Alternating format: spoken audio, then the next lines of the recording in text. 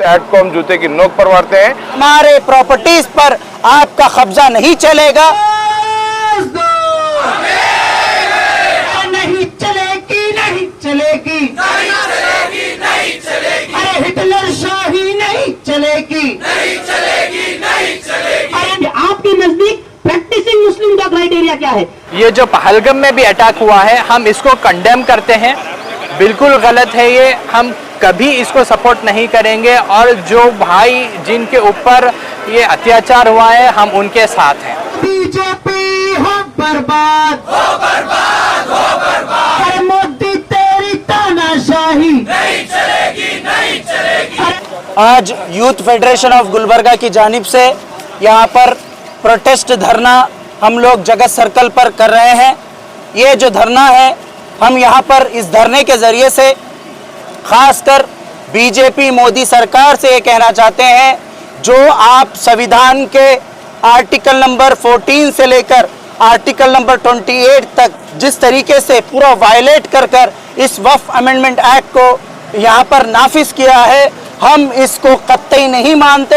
हम इसकी कड़ी निंदा करते हैं और हम इसकी लड़ाई, जिस तरीके से कानूनी लड़ाई भी हम लड़ रहे हैं सुप्रीम कोर्ट में इंसाफ मिलता या नहीं मिलता वो अलग बात है, लेकिन हमारी सड़क की जो एहतजाज है, जो डेमोक्रेटिक राइट है हमारा, हमको पूरी तरीके से इस्तेमाल करके हम इस बिल को कतई नहीं मानेंगे। हमारे प्रॉपर्टीज पर आपका कब्जा नहीं चलेगा, चाहे वो अंबानी अडानी के नाम पर आप करें, चाहे वो आप किसी डेवलपमेंट के नाम पर करें, चाहे आप वेलफेयर स्कीम के नाम से करें, हमें आपकी मुदाखलत नहीं चाहिए। हम यहाँ पर क्लियर मैसेज देना चाहते हैं।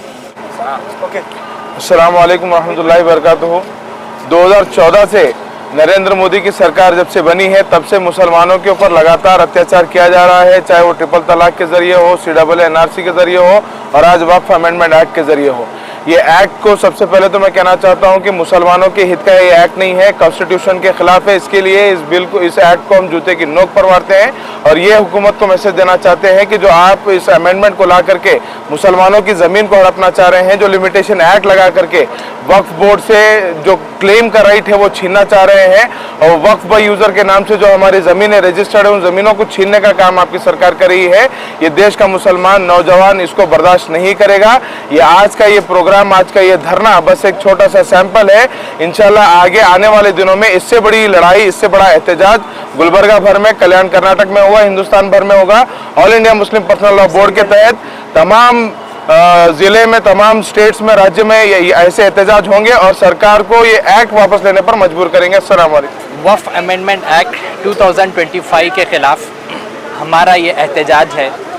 जगत सर्कल पे आज 23 तारीख को अंबेडकर, बाबा साहेब अंबेडकर के स्टैचू के पास हमारा मैं तमाम लीडर से गुजारिश करता हूं कि वापस यहाँ पर समझने की बात है, उनसे गुजारिश करता हूं जो कोई भी मस्जिद है, बैठने का इंतजाम जो कोई भी किया गया है, बैठ जाएं आराम से। जो कोई भी चर्च है, इनकी हिफाजत, इनका देखभाल, इनको कैसे इस्तेमाल किया जाए, इसमें क्या होगा ये कौन बोलेंगे?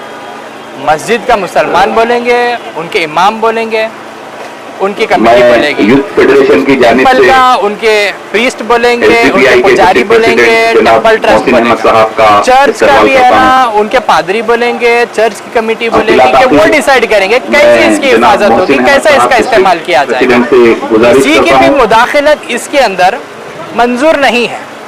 तो ये वक्फ अमेंडमेंट बिल जो लेके आया गया है, तो इसमें है ना, अब ये बात आ रही है कि सरकार की मुदाखलत होगी।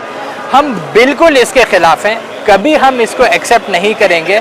हम लीगल तरीके से इसके खिलाफ आवाज़ उठाए हैं और हम एहतजाज करके भी इसके खिलाफ आवाज़ उठाए हैं।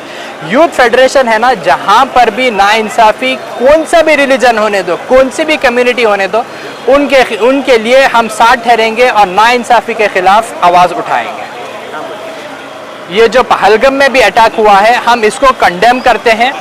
बिल्कुल गलत है ये, हम कभी इसको सपोर्ट नहीं करेंगे और जो भाई जिनके ऊपर ये अत्याचार हुआ है हम उनके साथ हैं। Abdul Nasir, youth federation member.